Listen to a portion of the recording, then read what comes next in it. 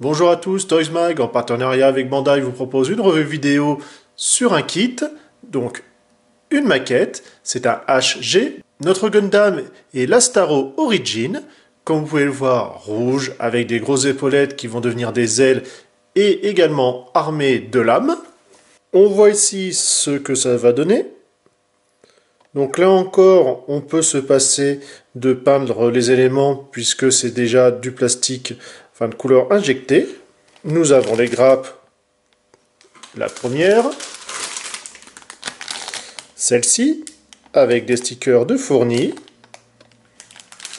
le dernier sachet qui en comporte deux. Comme d'habitude, les éléments pour préparer une pince coupante, tout ce qui est lime, la hame cutter par exemple, une pince, puisqu'il y a des moments où on va en avoir besoin pour les petits éléments, ou simplement le sticker, de la peinture, que ce soit en pot ou ici en Gundam Marker, donc c'est de la peinture acrylique. Pour tout ce qui est ligne de structure, donc le light panel, vous avez ceci, un nouveau Gundam Marker, donc moi j'ai en noir et également en gris. On peut également utiliser tout ce qui est par exemple feutre, pointe pour dessiner et écrire par exemple sur un CD ou autre. Mais ça, comme ça comporte directement de la peinture acrylique et c'est 100 fois mieux. Les utilisateurs avancés, eux, utiliseront du jus, donc c'est-à-dire une peinture très diluée, pour comme ça encore faire un meilleur rendu. La notice, donc tout en couleur, pour bien vous expliquer les différentes étapes. Donc une fois que vous avez préparé toutes les pièces, c'est-à-dire découper, enfin dégrapper, et bavurer et compagnie, en gros, il faut compter pour les HG à peu près 1 heure, 1 heure et demie dans le montage. Ne jamais couper au ras tout de suite, laisser un peu d'espace, ça permet d'éviter le stress sur le plastique, ou d'arracher selon, des fois si c'est des petites pièces, ou les endommager en tout cas. Ensuite, je vais pouvoir vraiment couper au ras, limer, racler un petit peu avec une lame, pour bien préparer cette pièce au montage. Présentation d'une des étapes, donc là, j'ai les épaules, avec nuque et la tête. J'ai déjà fait un peu de light panel, voilà, puisque tout s'assemble correctement. Donc comme je vous le disais, j'utilise un Gundam Marker à pointe fine. Et j'enlève l'excédent, voilà, soit avec un coton-tige ou les doigts. Cette fois-ci, nous sommes avec un bras déjà installé. Donc voilà, quelques petits coups de peinture, de masquage et autres. Je fais ça tranquillement, donc on voit déjà le coude fonctionnel, la main sur un ball joint. Ici, ça va être tout simplement pour faire tenir sa big arm, vous verrez plus tard. L'épaulette qui va devenir une aile.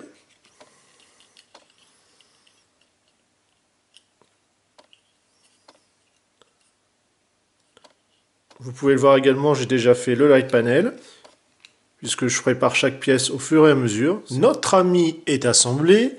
Alors j'ai mis un peu de broche ci et là, un peu light panel et quelques couleurs à certains endroits. Vous pouvez le voir avec le doré, qui sont effectivement à l'intérieur des bras. J'ai mis aussi un tout petit peu de couleur ici sur les pistons.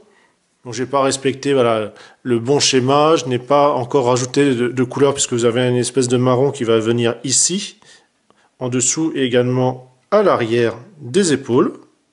Au niveau taille, on est à 13 cm au niveau de la tête et on va monter à 15 en haut des épaules. La main supplémentaire qui est ici va servir à tenir le gun. Donc en fait, il va falloir enlever le dessus de la main rouge qu'on a déjà sur les autres pour venir la placer dessus. Concernant les mouvements, le ball joint là-haut, les épaules, donc ici sur le ball joint, donc ça permet quand même de bien bouger. L'épaule là, puisque ça va permettre d'utiliser l'articulation pour déployer les ailes.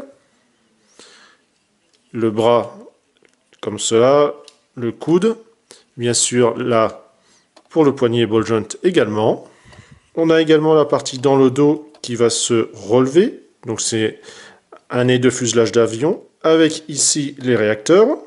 Vous avez ici le marteau qui sert de fourreau au sabre, et le fusil, donc ça va se détacher, comme cela.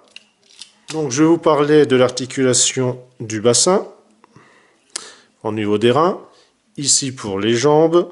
Bien sûr, vous avez cette partie-là qui va éviter de trop gêner. Ici le genou. Le petit réacteur, voilà, par contre qui ne bouge pas. Au niveau du pied, ball joint. Et l'articulation qui est là en termes de pointe directement.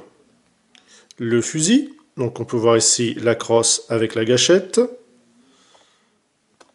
Le canon, le marteau. Alors bien faire attention à cette partie-là qui est fragile puisque ça fait quand même un bon bras de levier. Le sabre qu'on va pouvoir enlever. La pièce qui est ici justement va la recevoir. Alors on peut très bien soit le laisser, le sabre dans le four au marteau directement ou l'inclure ici. Donc c'est vrai que le squelette, donc le frame est assez visible, il fait un peu décharné, mais c'est pas mal. Enfin, au niveau voilà, de tout ce qui est bassin, ça passe, et les côtes, c'est juste les épaules qui sont un petit peu vides, je trouve. Pour l'attacher à un stand en achetant à côté, vous avez ici, mais également en dessous, de quoi le fixer. Assemblage, finition, pas grand chose à redire, le robot est vraiment sympathique. Mouvement, on n'est pas trop gêné malgré le pack au niveau des ailes. Ça aurait pu, hein, mais effectivement, il reste quand même assez souple. Bonne stabilité, surtout avec ses grands pieds. Bon, c'est peut-être un poil disgracieux, mais ça passe quand même très bien. Jolie petite maquette, pas grand-chose à redire.